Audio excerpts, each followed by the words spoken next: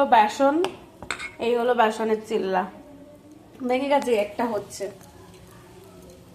লঙ্কা দিয়ে, বেসনের চিল্লা বলে এটাকে। এই যে এটা বাটার, মানে এর মধ্যে বেসন আছে, এটাকে ফেটেছি ভালো করে একদম বানিয়েছি। দেখো ফুলো ফুলো, এটা হেভি হয়েছে, জাস্ট ভেঙে গেছে, বাট এটা খুব সুন্দর হয়েছে। এটা পুরো গোল আছে, এই যে পুরো গোল। ছানা হবে, এক গামলা দুধ কেটে গেছে, এটাকে ছানা বানিয়ে দেবো।